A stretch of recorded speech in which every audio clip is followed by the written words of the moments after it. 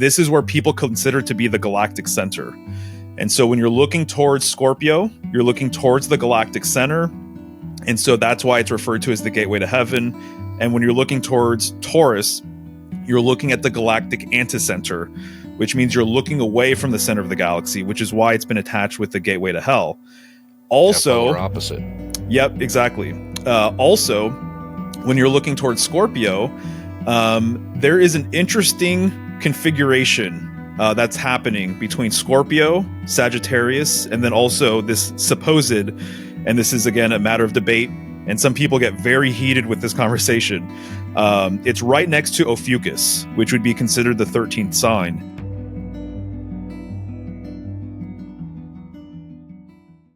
Disclaimer. To the Pharisees and Karens out there. How dare you! All guests on this show do not reflect the opinions of the host. The purpose of this show is to have interesting conversations, stretch our minds, and grow. Not what we want! If you are looking for an echo chamber, viewer and listener discretion is advised. You talk about extreme.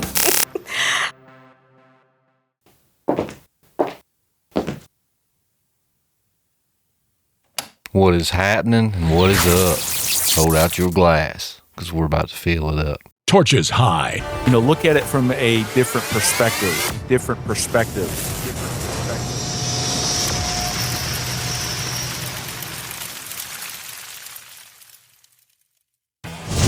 Hey guys, what is happening and what is up?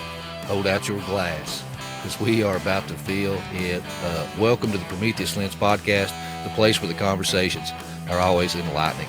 I'm your host, Doc Brown, and here we like to use the allegory of the Prometheus lens to take a second look at everything. If you're new to the channel, welcome to the hero's journey. Be sure to hit that like button, hit that subscribe button, check out our social media banner down below on their various platforms. That would be much, much appreciated. Hey guys, with all the junk out of the way, let's get to the fun stuff. That's what we're here for. And I think I got a good guest lined up for you guys this week. And I think we're going to have some really good conversations that you're going to enjoy. This is a man that has an Instagram page, and he shares knowledge nuggets every single day. I've been listening to his stuff and watching it for a while now. And I just reached out and was like, hey, man, would you like to have a conversation about some of this stuff? And he was more than willing to come on the show. So I'd like to welcome to the show for the first time, hopefully first time with many, Mario. Mario, thank you for coming on hanging out with us, brother. Yeah, of course. Thank you for the invite. For those that's not familiar, just kind of give us a synopsis, a little bit of background. Tell us about your page, what kind of stuff you're into. Just give us a feel. Definitely. Yeah, so my project is called Symbolic Studies. If people are interested in what I have to say, they can go to symbolicstudies.com. And from there, they can find my Instagram, YouTube, TikTok, Twitter, all that kind of stuff. And I've been a lifelong artist, and I've been a graphic designer for a number of years now. And design and art really led me to symbolism. And it was over time did I really find that I had a very strong interest in this topic. But I would say around 2007, 2008 is when I started buying symbolic dictionaries. And since then, it's been basically what I've collected. I've had many collections over the years, and now I can only justify collecting books at this point. And over time, I got a really good lay of the land with symbolism and sort of figured out the authors that were worth following, sort of the perspective, I think, that is really worth its weight in gold when it comes to symbolism. And at some point, I figured if I was going to be a proper symbologist, I would need to know the signs of the zodiac and really what they represent. And over time, I got interested in the tarot and occult history and esoteric history and things like that. And so it just became this weave that I really fell in love with, in many ways. And so starting in 2020, I started putting out these short videos where I talk about, one aspect of each sign during the sign itself. And essentially, I haven't stopped doing that, right? And so it's been about 5 years now, and I've put out dozens of videos on all of the astrological signs. And now I have a podcast as well where I talk about, the sign during the sign itself. I have that co-hosted with my wife as well, who's an herbalist and brings her herbal knowledge to the table. There's a really interesting correspondence between the signs, the planets, and specific herbs and things like that. And so she brings a lot of that knowledge to the table, which is very much appreciated. And I also put out presentations and things like that on YouTube. And so I would say my short form content tends to be around astrology and the signs of the zodiac. And my long form content is also about that. But I also bring in another perspective, and it's sort of my more advanced interpretation of symbolism and what that's all about. And there's actually sort of a symbolic school of thought that I really have gravitated towards. And I think that that's kind of where a lot of gems are kind of held. Some people refer to it as the traditionalist school or the perennialist school. And there's authors like Renee Guénon that I got really into. And over time, I just have to say, one of the things that I've really latched onto is symbolism related to the northern sky. So specifically the pole star, the North Star. And this star is really amazing. And I'm still taken away by what I'm continuing to learn about it. And also the constellations around the North Star being Ursa Major and Minor. My understanding is that these constellations were of supreme importance way back in the day. And that has kind of been lost in the sands of time. So that's kind of a specific interest that people do know me for. And so a lot of the shows that I've been invited on, I've done whole, pole star episodes and things like that for people. So so the zodiac is one main framework. I would say the pole star and everything in the northern sky and northern or polar symbolism in general is another thing. And then aside from that, too, just like the fundamentals of symbolism, I think that's one of the things that's kind of lost. I know a lot of people, everyone has a symbolic interpretation of things. You can't kind of divorce yourself from having some sort of opinion about that. Your dreams are symbolic. Everything is symbolic in this world, right? But I've kind of made it a point for myself to really wrap my head around fundamental symbolism. So the meaning of really basic symbols like the dot, right? The circle, the square, the tree, the mountain, things like that. I really kind of get off on understanding and having a solid foundation with that kind of stuff. Mm. Well, yeah, like you had said, all the astrology symbolism and stuff that I've seen on your Instagram, I wasn't aware that you had a YouTube, so I have to go check that out now. My curiosity has been perked. If I like the shorts, I know I'm going to like the long form content. Yeah, definitely. And I was drawn to that because I always thought that stuff was kind of fascinating. And a lot of people, like in Christian circles, they kind of confuse astrology versus astronomy. And you have all kinds of astrological talk in the Bible. It talks about the Mazzaroth and the four living creatures. Those are the four faces of the Babylonian zodiac, north, south, east, and west. The wheels within wheels, I think it's referring to this pole star and the paths of the stars going around it, wheels within wheels. And then I found Hamlet's Mill. Yes. And that was one of my favorite books. And it talks about how all these old ancient legends and stories are talking about the stars. So it's like they took something they knew because they didn't have TV. They didn't have internet and cell phones and all these other distractions. So they were staring at the sky and they were picking out these constellations and making animals out of them and making stories with these animals. And so I found that very fascinating to go through the history and be exposed to that and be shown how, this ancient story is talking about this and that and the symbolism behind it. All that kind of stuff just really fascinated me. So it kind of drew me to your content anyway. Excellent. Right on. Yeah, that's a classic book right there, Hamlet's Mill. Mm-hmm. And it's speaking to the Wheel of Heaven, right? Mm-hmm. And so in my opinion, if there's an axle to the Wheel of Heaven, it makes sense that it would be the pole star, the North Star. Mm-hmm. And so there's a lot of deep symbolism that correlates with that, including the idea that essentially it's the northern sky and the pole star that was considered to be the gateway or stairway to heaven. Mm-hmm. And I think even in a lot of Freemasonic tracing boards, they basically allude to this. And there's hints about this, in the tarot. And, once I found out about this dynamic of there being a real location symbolically for the stairway of heaven, maybe the sort of exit in the firmament, if you will, kind of like the top of the dome or something along those lines. I just started acquiring as many books as I could that related to some of these topics and things like that. And there's more out there than you would realize. So it's a deep study. It's a lifelong study. And one that really kind of blew my mind was when I was reading through how it talked about the maelstrom, this whirlpool. and know that that's a symbol. It's talking about this pole star, like you talked about, this gateway to heaven, kind of. And one of the old Norse myths, it was talking about this king that had this magical meal, and that he bought two giantesses to turn the wheels of the grinding stones, and that they would grind out whatever they sang about. And he had them sing about gold and prosperity and all these things to prosper his kingdom. And they did. And of course, it's like all humanity, greed takes hold, and they become tired, and they're asking him for a break or if they can stop. And he says, no, you keep turning. And so they get fed up. So one night while everybody's asleep, they start singing about invasion and death and plague. And here comes another Viking crew from up north and sails into their kingdom and raids the town, destroys everyone, kills everybody. But then they take the giantesses hostage and take the grindstone hostage and put it on the boat. And the same thing happens all over again.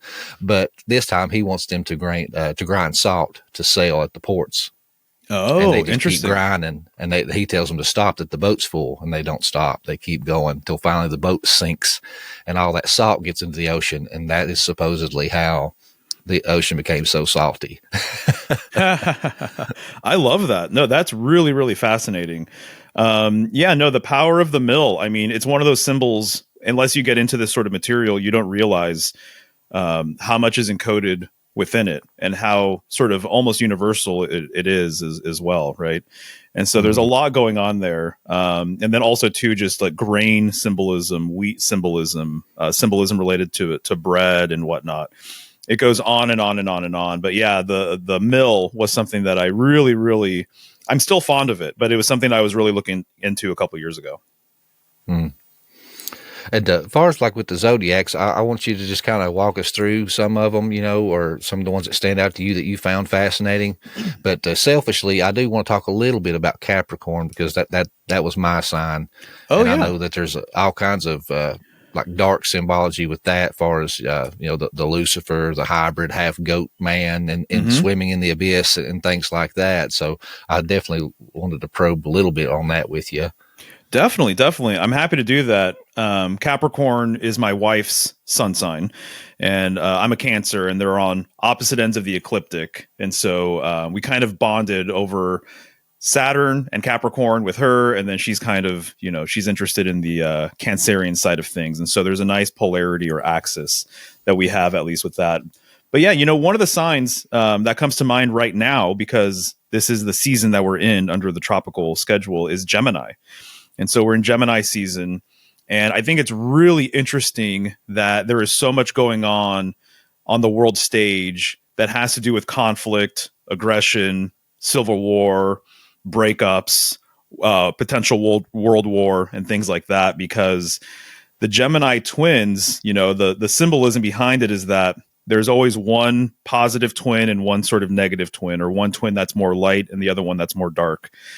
And it's interesting because when you look into hero twin myths, oftentimes these twins are said to come from a central location. And so sometimes they're said to be born from a cosmic egg, basically. And to me, the way I look at this is that they're really saying that they come from the one, or that they come from a monad, or symbolically a seed or something like that. But even within the one, or within the seed or the egg, there's polarity, right? There's a positive end and a negative end, almost like a magnet or something like that. And so this positive and negative comes from a central place. So in a way, we're kind of talking about non-duality to duality. And this idea of these twins getting along and creating things is kind of a common sort of theme that I've picked up on over time. And so as an example, in Rome, you have the hero twins, Romulus and Remus. Romulus was the first king of Rome, and is actually where we get Rome from. And together they built the first wall in Rome. And I think it's fascinating because they had two different ways of building this wall. It's been said mythically. Romulus would use brute strength, and then Remus would actually play music and levitate the brick into place, or levitate the stone into place, right? What I've later learned is that a lot of hero twin myths actually are talking about the difference between an agrarian society versus a nomadic society. And the agrarian society, the sedentary society, has a completely different lifestyle than the nomads, right? And they even have two different ways of looking at art. And so what I've picked up is that nomadic cultures actually prefer art that unfolds over time. So this is, say, poetry, this would be music and things like that. Versus agrarian society prefers art that unfolds over space. And it's been referred to as the plastic arts. And so they excel in visual arts, right? Iconography, graphic, visual things, paintings, architecture would be another huge sort of thing, right? And so this is actually echoed. I'd love to hear your opinion about this, but this is echoed in the story of Cain and Abel as well. And so that's what I was thinking. And Jacob and Esau. Yeah, exactly right. They're both complete opposites, polar opposites. Yeah, exactly. So my understanding is humanity, all of humanity at one point was nomadic. And so this is very much embedded in our roots. It's very primordial. And so the dynamic is that it's the agrarian that actually prevents the nomad from being able to migrate and to travel.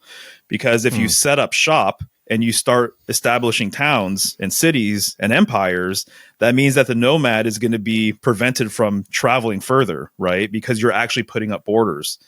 This is really interesting because with the story of Romulus and Remus, they build this wall together.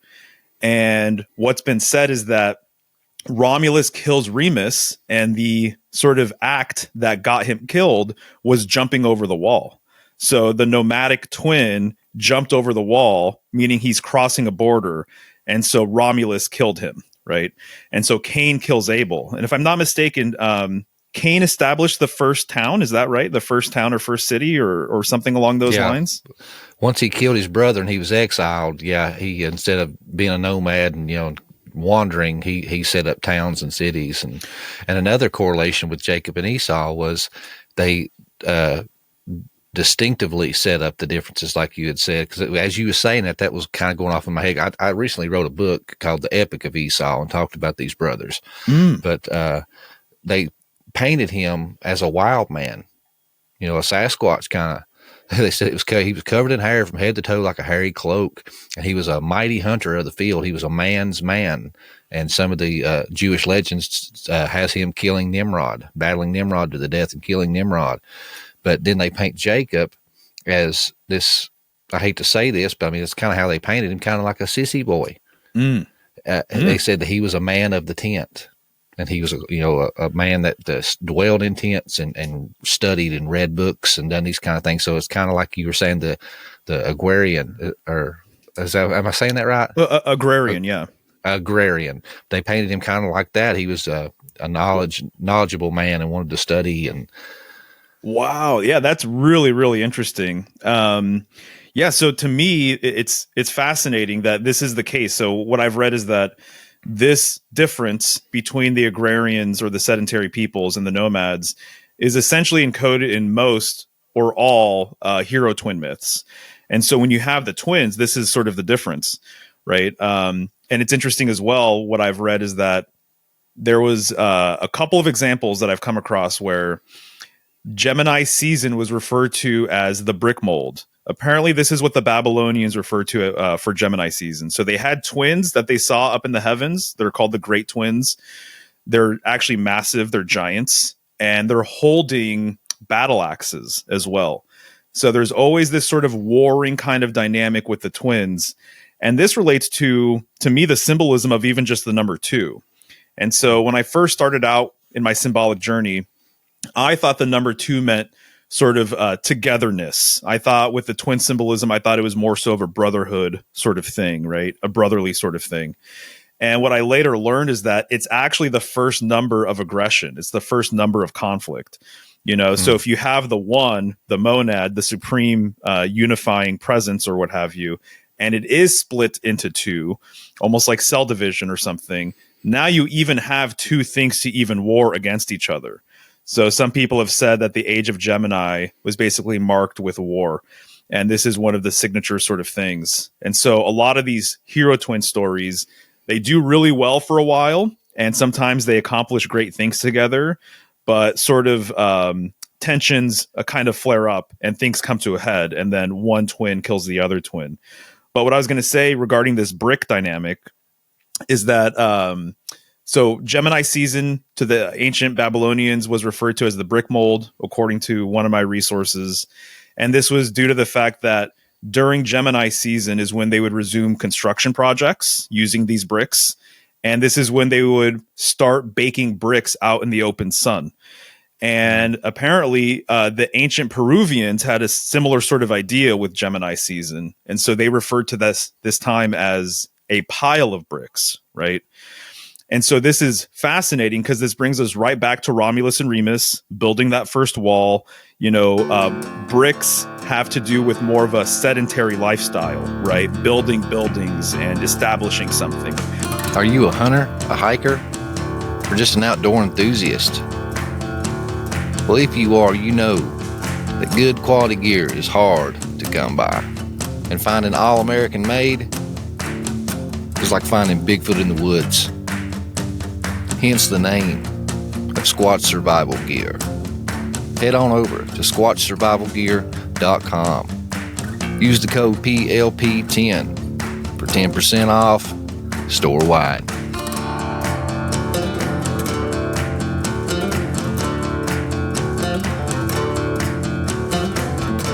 Hey guys, it's no secret that every single day your dollar loses its value.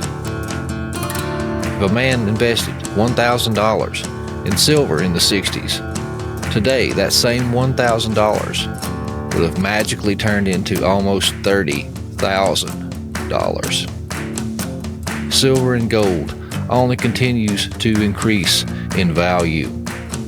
If you have a 401k or money sitting in savings, that is just a number in a computer system that is one EMP or hack away from being deleted forever. I've recently teamed up with Cornerstone Assets and Metals and started investing in gold and silver myself. And I highly encourage the listeners, if you have money in savings just sitting there, invest it in hard, tangible assets. The same thing with your 401ks. Take a 20 to 30% cut of that 401k, that number in a computer system, and invest into hard, tangible assets that is proven to only increase in value. Be sure to check out the link in the description or the number on the screen, and be sure to tell them that Doc Brown from Prometheus Lens sent you. Torch is high, guys. Nomads have no use the Tower for of bricks. Babel. The Tower of Babel. There you go. Bricks. Exactly right. And so this is interesting as well, because in the tarot, the Sun card, classic versions of the tarot, you'll see twin brothers in front of a brick wall, right? So I think it's actually encoding a lot of this symbolism. And I just recently recorded, I haven't released it yet, but I just recently recorded a little video called Brick by Brick, George Floyd and the Gemini Ritual. And when the George Floyd situation was unfolding, I was blown away at how much symbolism related to twin symbolism. It happened during Gemini season, and bricks played a part. I don't know if you remember, but pallets of bricks started showing up all over the place. Yep. He was even part of a crew called the Brick Boys. And the housing project he grew up in was called the Bricks as well. His father was a Freemason. Freemasonry, masonry, stonework, and bricks and things like that, like brick and stone, carry symbolic weight in the lodge system, right? And they even refer to each other as brothers. And at every lodge, you're going to see twin towers, twin pillars, right? Going back to Gemini symbolism, the glyph for Gemini are the two vertical pillars right there. And so there's a lot of symbolism going on there. And then I've heard too that Freemasons consider themselves to be the descendants or lineage of Cain, if I'm not mistaken. I don't know if that's an across the board sort of thing, but I have heard that. Yeah, like you got the whole the Theosophist movement. Yeah. You know, Madeline Blavatsky and Alice Bailey and all those Theosophists. They talk about the dragon court, the serpent seed, and they all draw their lineage back, to Cain and how he was the first one to civilize Earth, and they were the ones with the claimed with the rights to to lead the world, and you got the whole Merovingians and all that stuff woven into that thing. So yeah, that whole dragon court stuff weaves all through Freemasonry and royals, and that's a deep well. Definitely. So that's what's been on my mind lately is Gemini symbolism. And even just real quick with the George Floyd thing, there was a famous NBA player named Steven Jackson at the time, and he kept on referring to George Floyd as his twin. He said this multiple times out in the media. And so there's just layers upon layers upon layers. So I'm not making a claim on it being orchestrated or completely organic either. I'm just kind of pointing out the patterns. And that's one of the things that I'll say that this study has really given me. There's been times where I'm just paying attention to things around me, and so many times there's an overlay with what sign we're in and what's happening on the world stage. And I would say right now is definitely one of those times, again, with the aggression sort of thing. Adding to that as well, Gemini generally corresponds to the arms. So every part on the human body has a relationship with one of the signs. Gemini corresponds with the arms.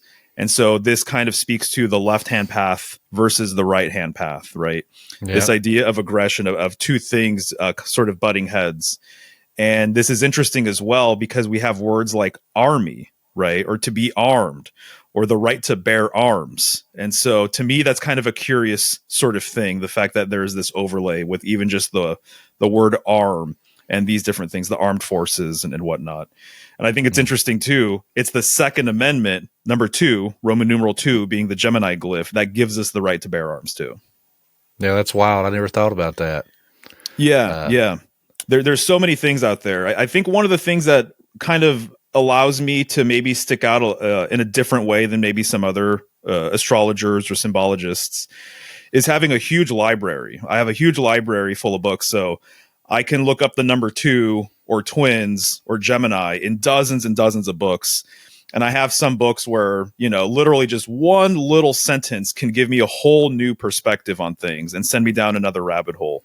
And so having all of these resources physically available to me, and some older as well, not just newer symbolic dictionaries, because I've realized that there's a huge difference between stuff that was produced even just after the 60s and pre-60s, and then further back. There's a huge quality of difference, and there's a huge perspective shift as well with newer books and older books.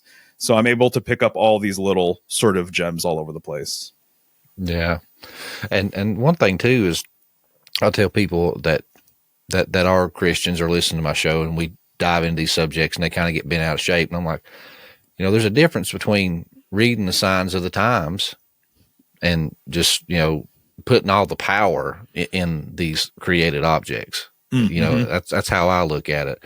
And I tell them, I'm like, it says in Genesis, he hung the stars and the moon, the sun in the firmament for what? For times, signs, and seasons. Mm-hmm. And everything you've talked about today, you talked about, the seasons. When you acknowledge, what season you're in by the sky, then you can know to be watchful and looking for these certain, trends, these historical trends. Mm-hmm. Yeah. No, absolutely. There's a real practical side of astrology that I think in modern times gets overlooked. And that has to do with the seasonal cycles and sort of what these farmers, as an example, or these nomads were doing. So if you're on a nomadic, if you're a nomad and you do these seasonal migrations, you're out all the time. So you see, how things are changing, and you're seeing how the animals are migrating and the birds are migrating and things like that. And so it's really valuable to understand where you were at in the year. And then, of course, if you're a farmer, it's really valuable to know the new moon and full moon and what season you're in. And a lot of these signs actually encode very practical things that the farmer is going to be aware of if they sort of know the language, if they know what they're sort of looking at and what's going on there. And I'll say that one of the things for me that's kind of frustrating, and I accept it though, to a certain extent, but a lot of people get really caught up in essentially natal chart astrology and really becoming obsessive over their chart and their personality type and things like that. And also, I would say, even becoming obsessive with the chart of the day or of the week, and people really just focusing a lot on what's happening this week, next week, what the planets are doing and everything else. And I think that there's a huge corrupted aspect of that. And I think that in some ways, this is almost the lowest form of astrology, right? And I think that there's real symbolic value in understanding sort of the universal quality of the signs. So you'll notice that I don't generally on my channel bring up natal charts or sort of what's happening to a very specific degree. I kind of try and be more universal about it and talk about like the deep sort of lessons or implications or what have you, or even just present information that maybe allows you to find those lessons for yourself, right? Kind of just sharing, what I've come across. So I'm more so interested in the deep wisdom that I think the signs sort of encode versus like the pop culture aspect of it, which is what most people are sort of caught up in. Mm-hmm. Now, as far as like the precession of the equinoxes and the rising sun in a certain constellation gives you the ages. What have you found particular with that? Do you find any, which I know like through Hamlet's Mill, you've read that, it talks about a lot of the symbology of the stories relate around Abraham's time. What was the ram? He was about to sacrifice Isaac, and there was a ram in the thicket. Then Jesus ushered in, the Pisces, the twin fish, and that's what he had a band of fishermen. So, I mean, you do see these correlations. Have you found anything with that stands out to you, or any kind of pattern recognitions like you found with Gemini? Yeah. I'll say the biggest thing that I've taken away from that is kind of an understanding that generally what tends to happen is that the animal or the association with the great age, as an example, let's just say the age of Taurus, which preceded the age of Aries. And then after that, it would be the age of Pisces. And depending on where you're at right now, some people think we're well into the age of Aquarius, or we're stepping into, or maybe even that it's down the road. And I kind of let those sorts of conversations be for other people. I don't know what age we're exactly in. I do have a hunch about what it could mean and symbolically represent as we're moving into it, but I don't have a concrete sort of like claim on exactly where we're at in the cycle. To me, it does feel like on a larger level, it feels as though we're in a darker age. Personally, just with how people sort of are, how happy people are, just seeing how distant and ungrounded, in my opinion, a lot of people are. This kind of anti-intellectual, anti-spiritual sort of thing. I think a lot of people who are interested in spirituality as well, I think that there's a lot of sort of cul-de-sacs, and I think there's a lot of trappings out there for people, and people are falling into it like all over the place, But I think it's interesting, though, what I've picked up is that generally, let's just say the age of Taurus, that animal, the bull or an ox, is revered, put on a pedestal, worshipped. And then once that age has come and gone, then sort of there's an inversion that kind of takes place, right? So then the bull becomes a sacrificial animal. The bull becomes something that they sacrifice. So you'll see this in a bunch of different ways. There's always this kind of like very positive association with this animal or creature. And then again, it kind of just gets corrupted. And so the same thing with Aries as well, kind of put on this pedestal and revered, but then also once that age has kind of come and gone, then it becomes a sacrificial creature. So that's one of the sort of larger patterns that I've picked up. But there's a lot of stuff going on with also the great age, also encoding symbolism that refers to the opposing sign on the ecliptic. So sort of the polarity sign. And so that's one of the things I'll say for people that if they want to understand astrology, one really excellent thing to keep in mind is that there is a connection with the polarity of the opposing sign. So the age of Taurus also has a relationship with Scorpio, which is on the opposite end of the ecliptic, right? Or Capricorn has a relationship with Cancer as well. So yeah, so in some ways there are 12 signs, and there's a debate with the 13th sign, Ophiuchus, which I think is interesting. But there's 12 signs, but you can almost look at it as 6 pairings as well. So each sign kind of unlocks information about the opposing sign as well. Yeah, and one thing that kind of just went off in my head when you're saying that, as far as like the Bible, it calls the adversary. It compares him to bull imagery a lot. Yeah, right. And he's called Baal. And that's Molech and the child sacrifice and all that kind of stuff. But then in Jesus's age, it's comparing him to the keys, the holder of the keys of death, and it says, death, where is thy sting? Talking about Scorpio. Oh yeah, there you go. That's the polar opposite of the bull. And even the Indians, they had I had Dr. Greg Little on the show, and we talked about what did he call that? Pathway of souls.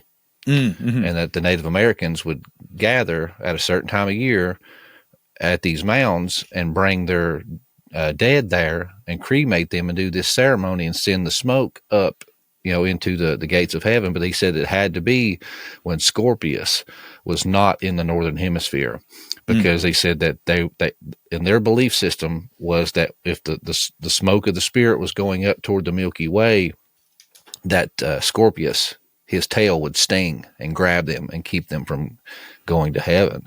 Oh, interesting. So that was pretty cool. No, definitely. I mean, this axis between Taurus and Scorpio, honestly, I would say of all 6 pairings, it's one of the most powerful pairings in the whole entire zodiac. It's really deep, and there's actually a lot of good reasons for this. And so if you don't mind, I'd actually love to explain why there's so much kind of going on there with that axis. So you have a few things going on. So with Taurus, you have a large, they're called royal stars. You have a large royal star in Taurus, which is called Aldebaran or Aldebaran. And it's actually the eye of the bull. This star has actually been compared to Mars. If you look at it with your eye, with your naked eye, you'll see that it's massive and it's red. So the red planet correspondence kind of makes sense with that. And kind of what I was saying with this inversion of the animals, that also happened with Aldebaran. That if you look into it now, a lot of things you're going to see is that it's the gateway to hell. That's one sort of thing that's been kind of put onto it. But it used to be highly revered and highly respected a long, long time ago. And so it was called the Eye of Buddha, as an example, or the Eye of Enlightenment. And so this is actually where we get a lot of symbolism related to the bull's eye. My understanding is it comes from this star, this particular star. And so there's a royal star also in Scorpio. And so all of the fixed signs, like the 4 living creatures that you brought up, right? They all have a royal star associated with them. And so Scorpio has Antares, which is the heart of the scorpion. And so on opposing ends of the ecliptic, you have these 2 massive royal stars. And then also in Taurus, you have an asterism called the Pleiades, right? Which would be referred to as like the 7 sisters. And so a lot of symbolism has been attached to the Pleiades. And I'm sure you've heard this before, but there's a lot of people who claim ancestry from the Pleiades, or that this star is also seeds and yeah, exactly right. Yeah, exactly. And so you have all of that going on in Taurus, and bull symbolism just in general is as old as the hills. It's really fascinating. There's so much going on. That was one of my first symbolic loves, actually, was Taurus, bull, ox symbolism, and how nearly universal it is. Or if it's not exactly a bull, there's sort of an equivalent that kind of overlaps with it, right? Depending on the region, depending on where you're at in the world. And then when you're dealing with Scorpio, Scorpio is really close to the Milky Way galaxy. And so when you're looking towards Scorpio, you're looking at the Milky Way galaxy and sort of the river, right, of the Milky Way. It intersects with it like perfectly. And then you're also looking at what's been referred to as the gate of heaven. And so the reason, my understanding on what people are referring to with that, is that this is where people consider to be the galactic center. And so when you're looking towards Scorpio, you're looking towards the galactic center. And so that's why it's referred to as the gateway to heaven. And when you're looking towards Taurus, you're looking at the galactic anticenter, which means you're looking away from the center of the galaxy, which is why it's been attached with the gateway to hell. Also, polar opposite. Yep, exactly. Also, when you're looking towards Scorpio, there is an interesting configuration that's happening between Scorpio, Sagittarius, and then also this supposed, and this is again a matter of debate, and some people get very heated with this conversation. It's right next to Ophiuchus, which would be considered the 13th sign, if there was a 13th sign. And Ophiuchus is very, very mysterious, but it's very interesting and it's very potent. There's so much sort of going on there with Ophiuchus. And there's sort of a transcendental quality, in my opinion, that Ophiuchus has sort of a distinct identity with that other signs don't. But then also Scorpio is related to death. You know, sex and death are the two main things that Scorpio relates to. And even it's the ruler of the death card in the tarot, the 13th card of the major arcana. So there's the number 13 kind of coming around again.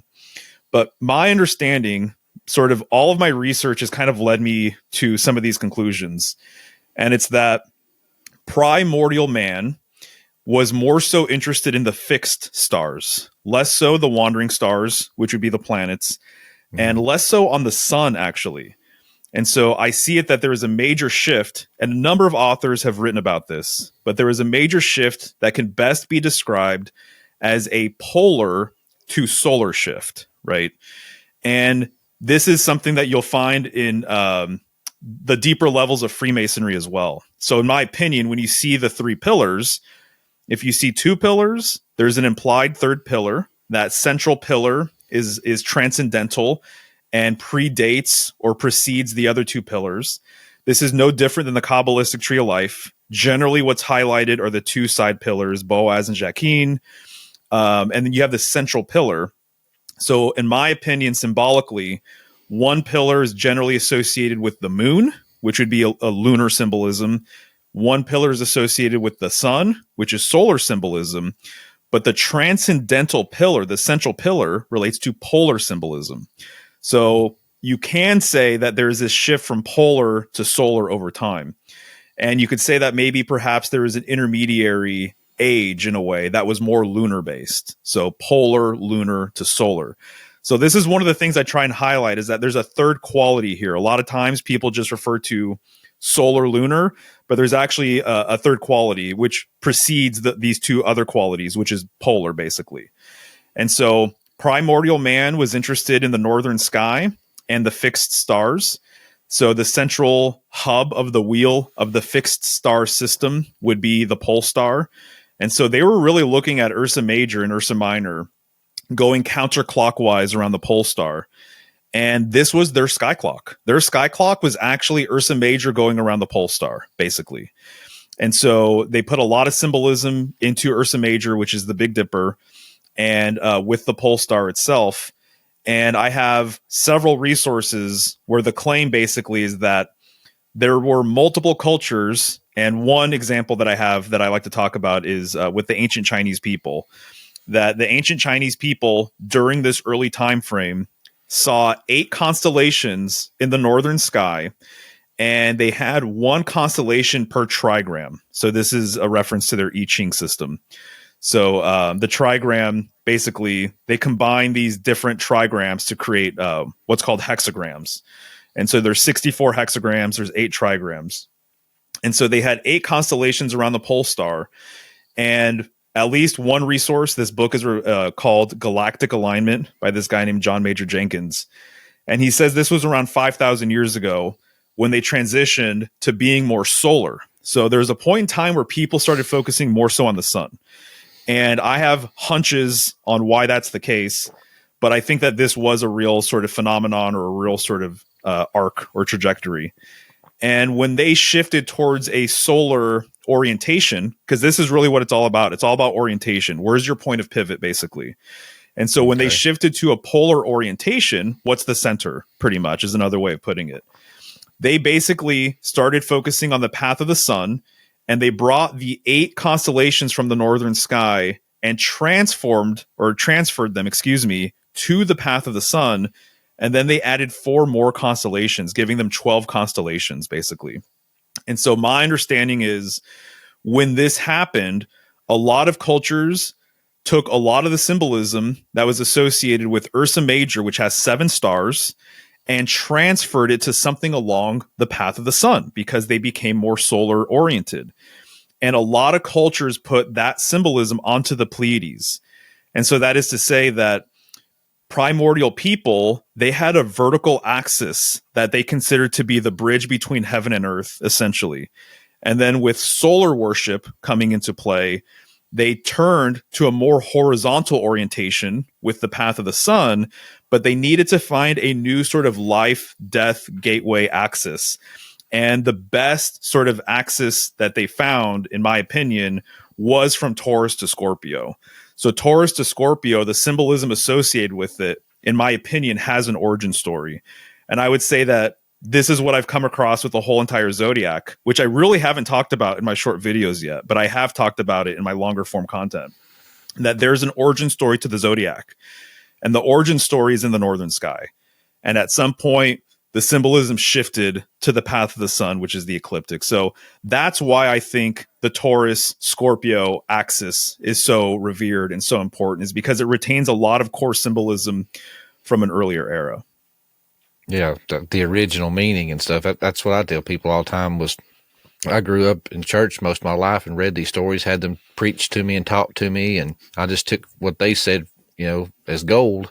Mm-hmm. But once I actually started reading into it myself and started going back to the Hebrew, and the Greek, the original languages, man, there's so much stuff and so much stuff that we missed and so much stuff that was just misconstrued. Mm-hmm. And it got so far off kilter that, yeah, you can take your modern viewpoint and put it on anything and get good moral teachings and lessons from it, but it's not what the original writers meant for you. It was not the original message that you were intended to receive. Mm-hmm, mm-hmm, so if you go back to the original context and see how they thought, what they believed, and what these words originally meant in their context and how they were used, you're going to come out with a whole different meaning.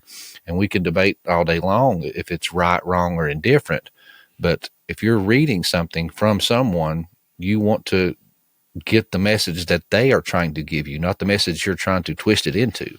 Mm-hmm, mm-hmm. Yeah, exactly right. And so I think that's one of the bigger things that I've noticed over the last handful of years is just how corrupted and distorted the modern perspective is on so many different things. And so I do spend a lot of my time these days trying to learn an older perspective and sort of older lessons and really I've been very much interested in just the idea of tradition, and preserving a tradition and the value of a tradition and of passing things down to people versus always being concerned with the new thing and sort of progress, in air quotes, if you're just listening to this. And so to me, there's a lot of value there. And I appreciate it also as well. The older and older I get, sort of these wisdom keepers. And what I've learned actually kind of related to that is a lot of these wild man figures are kind of wisdom keepers from a primordial era.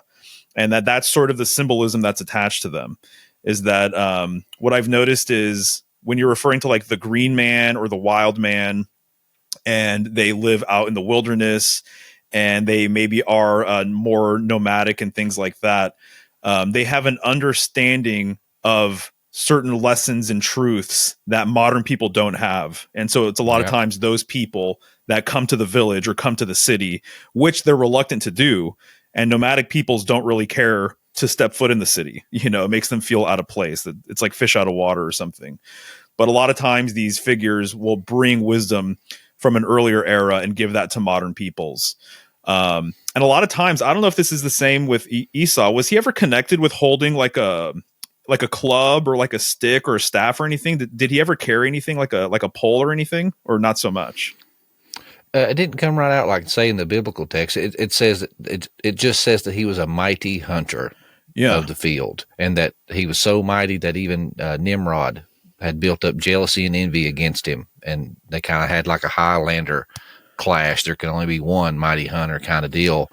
But the extra biblical texts talk about him using bows.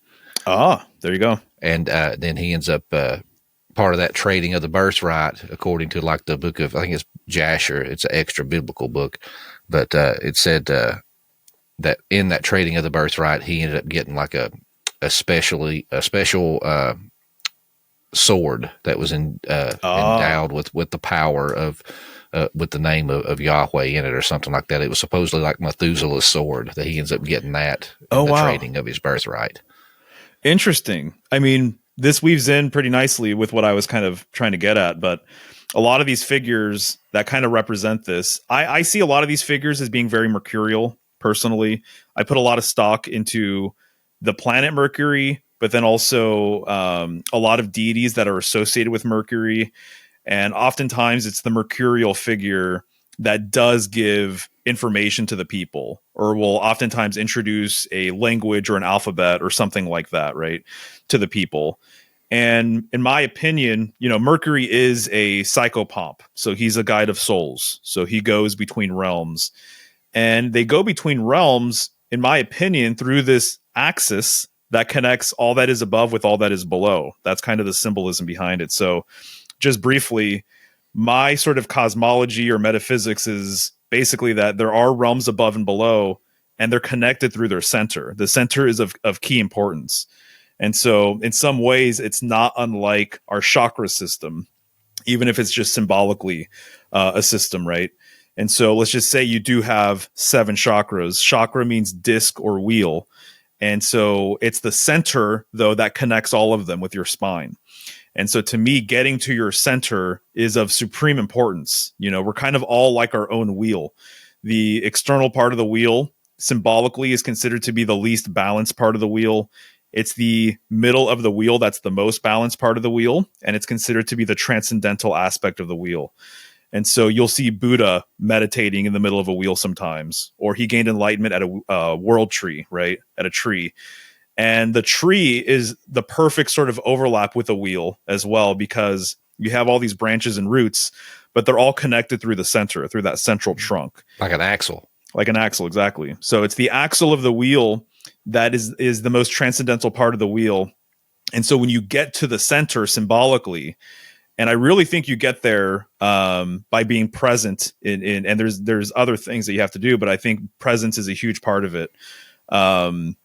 The eternal now, right? Being in that space. And when you get there, you become what's referred to as the prime mover, the unmoved mover, and you cause the wheel to turn by being that central axis, basically, this immutable central axis. And I really think all leaders essentially represent this, that they want to be the point of pivot for their people. They want to be the point of orientation for their people. They want to give their people direction. That's kind of what the center represents.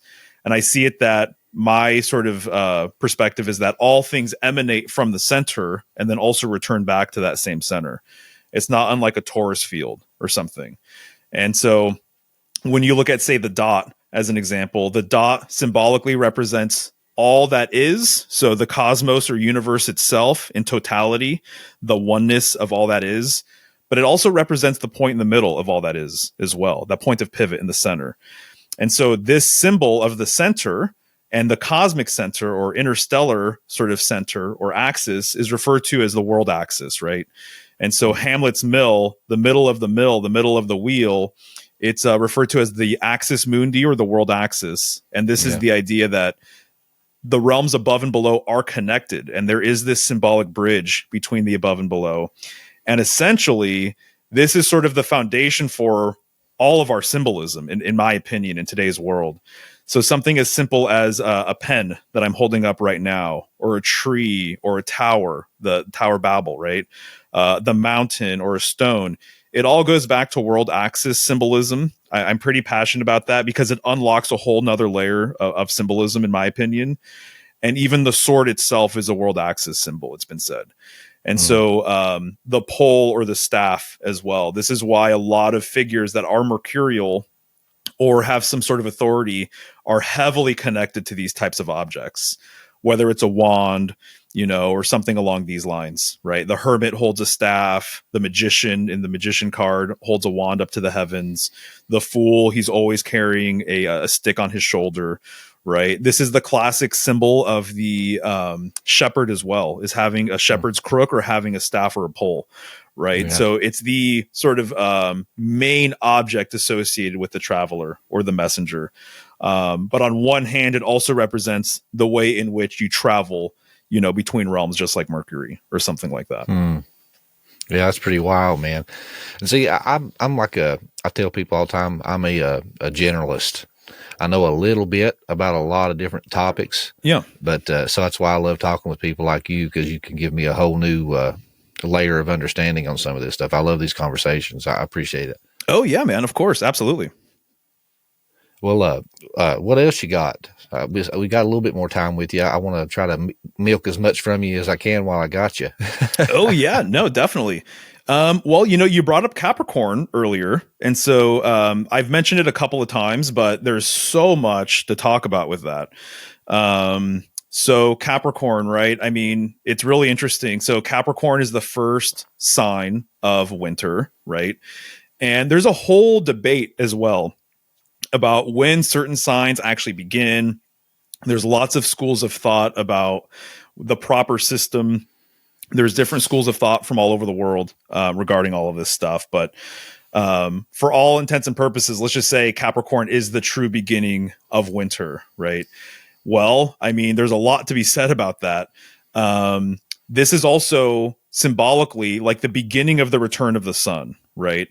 And so there's actually kind of a joyous aspect to Capricorn season and the winter solstice, in that the sun is actually returning. You're not really going to see it quite yet, but it's actually starting to return, right?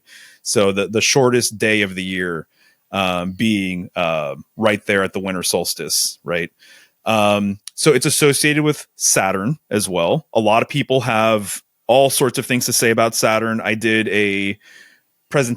two presentations actually, called The Lost Lore of Saturn. And in my opinion, there's something to be said about a fall from grace with Saturn, and that Saturn was once viewed as being more positive and was once viewed, I think there was more of a feminine correspondence with Saturn as well. So Saturn associates with Kronos, or even I would say the crone as well is related, is part of the conversation. And most people view Saturn today as being, of course, and it makes sense, I understand, a slow, lumbering planet, cold, related to lead, right? All the planets relate to a different metal. And, under the traditional system, which is what I generally follow, a 7-sign or 7-planet system, it is the end of the line. It's the slowest planet, right? It takes like 27 or 28 years for it to make one sort of complete cycle. There's all this lore, though, however, that suggests that Saturn maybe was the first sun or even the first pole star or something like that. And I think this is sort of the fall from grace that I'm referring to, is that it once had more of a prominent central position. And it seems as though, from what I gather, that it kind of got moved out, perhaps, right? It's almost in a way, what I've said before is it kind of reminds me of like a family and the firstborn son, the first fruit, growing up and getting older and going through the changes and becoming an old man and everything else and moving on and going through that whole trajectory before any of the other children, right? I kind of see that with Saturn symbolically. A lot of like a Christian context, they assign Lucifer and Satan, to Saturn. Mm-hmm. Right. And how you got that verse where it talks about, how thou have fallen, O Lucifer. Exactly. And it's the day star, but of course that there's a lot of back and forth with that. But the Lucifer is not even the real name. That there was a mistranslation from the Latin Vulgate. It was a lot of people think they were referring to the planet Venus in that scenario, right? But you was telling that story that popped in my head. Oh, exactly. Sorry. No, there's a complete overlap there for sure. Right. So now when people think of Saturn, they think of an old man, white beard, father time. There's obviously the whole dynamic with Saturn eating its children. That's a real deal sort of, it's a real correspondence. And I kind of see this as it being related to the idea that, especially I see it in today's world. I don't know if it was always like this. I'm inclined to think it wasn't. But the older generation kind of feeding off of the younger generation in many ways. And when you look at the older generation and the opportunities that they had, even just financially and career-wise versus the younger generation, it's very, very different. And there's even alchemical texts where Saturn is taking his scythe and chopping off the legs of Mercury. Mercury having this youthful sort of quality, related to travel and things like that. And so Saturn basically turning Mercury into being an immobile sort of figure, right? So to me, that's kind of an overlay. Saturn eating its children, kind of preying on the youth, relying on the youth, sort of thing. I think is part of the relationship here. But what I want to mention with Capricorn is that there is so much northern symbolism that associates with it. It's completely mind-blowing. As an example, this is when we have Christmas, right? During Capricorn season. And so where does Santa come from? Famously from the North Pole, right? And I would say that Santa actually is the preeminent main sort of pop culture northern deity. In my opinion, and a friend first told me this, and he's much older than myself, but when I started getting into all of this stuff, I kept on mentioning the importance of the North and how there is a real sort of correspondence there that people should be aware of. In fact, I don't know if you've heard this before, but I think there's something to be said about the Garden of Eden existing in the North, in the northern part of Earth, which is sort of a symbolic center, basically, of Earth, and that there is a migration away from the North. And that paradise or a golden age or utopian sort of society or civilization potentially existed in the northern portion of Earth. And there's even some claims, I know you can get far out and stuff. There's claims that it still exists as an example, or that it's a mythical sort of place, right? Sort of this, some people have referred to this as like a hyperspace kingdom, but there's all of these different claims about mythical cities and kingdoms and things like that. And I see it that there's this kind of deep esoteric northern correspondence there. So Santa comes from the north, and obviously he gives children these gifts. It's interesting because Ursa Major has been viewed as a constellation representing reindeer, 7 reindeer, actually. And so it's almost kind of like the 7 reindeer of Ursa Major, and then Santa symbolically could be the North Star. Also, just the tradition of Christmas as well. You put a tree in your home and you decorate it.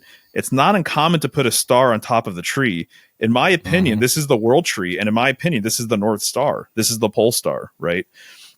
And so there's also a really fascinating relationship with midnight holidays and Capricorn and Saturn as well.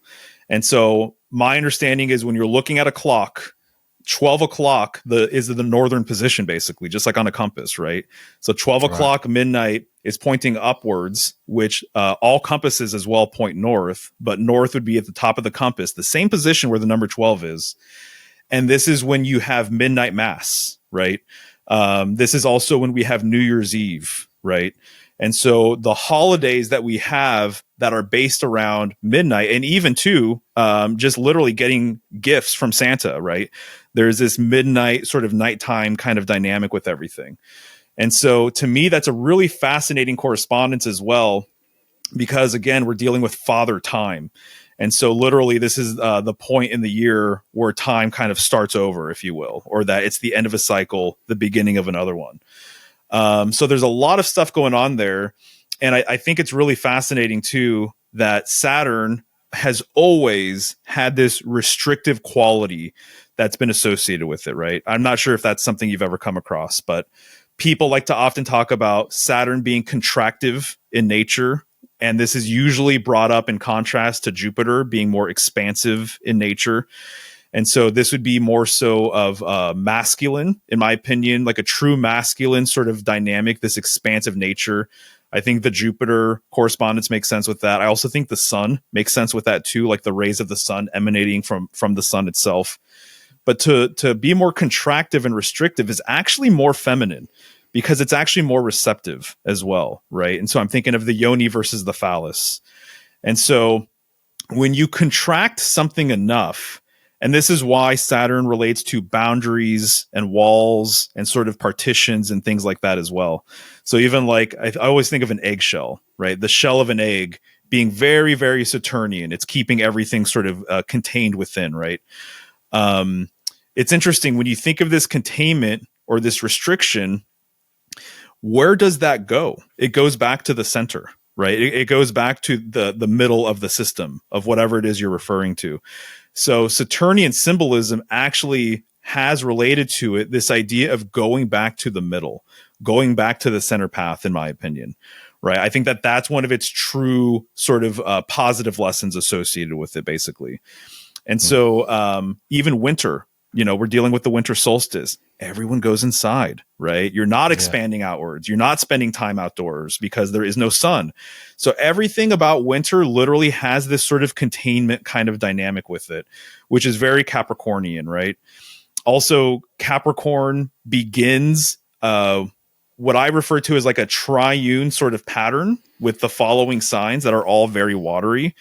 So with Capricorn, it's a sea goat, but it's an earth sign, right? So it's a half fish, half goat hybrid. So it's an earth sign, but it has this aquatic dynamic to it. The following sign is Aquarius.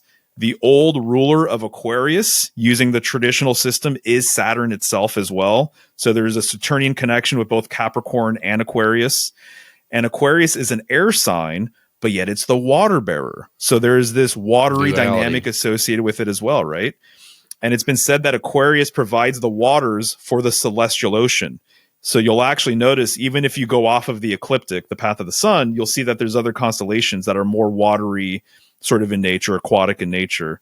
And then you have Pisces, which is literally a water sign itself. So the last three signs skew towards water.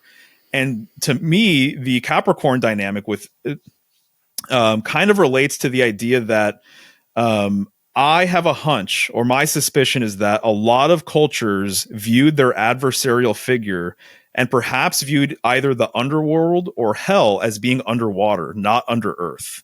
That's more of a modern sort of conception. So I think it's interesting, right? The devil carries a pitchfork. That's one of the ideas that he's always associated with, this pitchfork or trident, right? Kind of just like Poseidon and a lot of other watery sort of deities. And so that's the card that Capricorn corresponds with, by the way, is the devil card. The devil card being the 15th card in the major arcana. And he's always generally seen in a subterranean place with fire and brimstone and whatever else. But I think ancient peoples maybe saw this same figure as being more watery in nature, aquatic in nature, and that the underworld was actually under the ocean or some body of water. Yeah, especially in ancient times, because this was a time that, that they thought that they sailed out far enough that they would fall off. And they had all the legends and myths about the Kraken, right, and all these sea beasts and chaos dragons coming out of the sea and devouring ships. And so the sea was known to be chaotic and death. Yeah. So it's, exactly. Yeah, I could easily see that correlation. Definitely. Yeah, no, I think it makes sense. And that was something I looked into a handful of years ago. I'm like, oh man, I think the under earth dynamic is more of a relatively kind of like more of a modern sort of conception or idea. But in Freemasonry and in other systems, by the way, this idea of a life, a birthing axis or a death axis, I think there was one main axis that people were concerned with. I think it's still the main axis, which is the northern axis, but it's been associated with almost all of the pairs in the zodiac, and actually Capricorn and Cancer are no exception. So there's a lot of material out there about different schools of thought claiming that Cancer the polar opposite. How you was talking about Taurus and the Scorpio? Mm-hmm. Okay. Yep. Cancer, Capricorn. And so Capricorn has been viewed as the gateway of the gods, and Cancer has been viewed as the gateway of man. And that there's this idea that mankind symbolically comes through Cancer. This relates very strongly to Royal Arch Freemasonry, which is one of my most popular videos that I made. When you look into Royal Arch Freemasonry and their tracing boards and artwork and everything, there's always two pillars, and there's an arch that connects the two pillars. In the middle of the arch, the very top of the arch, which would be symbolically the top of the firmament, in my opinion, there's the keystone. And the keystone oftentimes has the Cancer glyph right in there. And so sometimes the keystone is removed, and there's like an eye of providence on top, and it's emanating light. The light is shining through that hole. And so this is the idea that we come through Cancer, and oftentimes on the bottom of that tracing board or image, you will have symbolism related to death, right? So you'll have a coffin and a skull and things like that. And what it's referring to is this gateway of man concept, Cancer. and Cancer relates to the moon. There's a lot of lunar symbolism that corresponds with pregnancy and childbirth, right? Cancer is the only sign ruled by the moon as well. And even a lot of words, like even man, my understanding is a lot of words that begin with M-A-N or M-I-N or M-E-N actually go back to the moon. So I'm thinking of a month. That's a known classic example that it's actually moonth, in a way. Yeah. Minute also goes back to the moon, M-I-N. Menstruation, M-E-N, also goes back to the moon, but also man and men. And so it's kind of there's this idea symbolically that people have put forward that it's almost like we're moon children, right? Something along these lines, right? And so there's a birthing aspect related to the moon that you kind of can't take away or ignore. And then there's a clear death sort of correspondence with the sun as well, or excuse me, with Capricorn.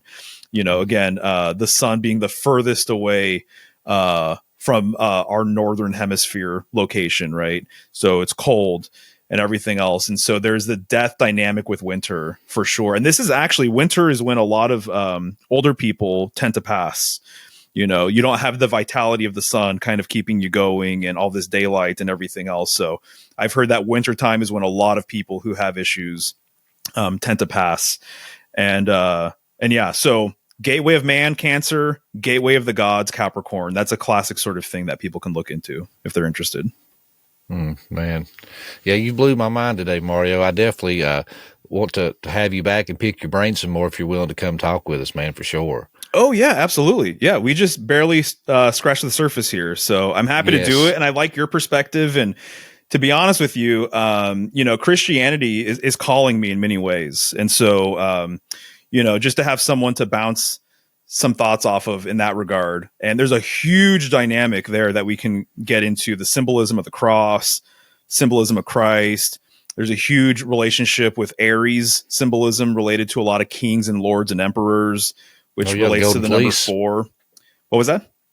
The Golden Fleece. The Golden Fleece. Yeah, exactly. So there's a lot we can riff on. So absolutely, man. Anytime you want to have me back, I'm down. Yeah. Before we even get off today, I'll be sure to send you some dates, man, and we'll get it set up, because I definitely want to keep talking to you, man. I love these conversations. Beautiful. Right on. Well, before we go, man, just in case somebody tuned in halfway through or was doing dishes or laundry and missed the opening, just go ahead and plug your stuff one more time for those that missed it. For sure. So people can find me at symbolicstudies.com. I also have a Patreon where I have exclusive content. So I'm actually going through right now the major arcana in the tarot. There's 22 cards. I'm doing an hour-long presentation, or right around there, for each card. I just completed my 15th episode, so I've got 7 more to go. But if people want to deep dive into the tarot, they can check that out. It's just $5 a month, basically. And then I also have a podcast too that you can find on there. But everything they can find on my website. So all my social media accounts and everything else are linked from there. All right. Awesome, man. Well, I appreciate you, man. Like I said, I enjoy these conversations and diving into this stuff and learning as much as I can. I think this stuff is very fascinating. And there's so many connections that you can be made, because I'm the type of person that there's a lot of people in the Christian space that are very rigid, and they're very closed-minded and stuff. But I'm one of these types of guys. I think knowledge, wisdom, all that kind of stuff can be gained from everybody. Everybody has puzzle pieces, and it's like, if you're not having these conversations, you're not exchanging puzzle pieces with people. So therefore, you're not improving your worldview and your 30,000 foot view of this thing that we call life. Right. So yeah, you're exactly very right. Important. Right on. No, you're speaking my language, man. Well, thanks again for the invite. I had a great time. Oh, man, I really appreciate it. I had a great time also.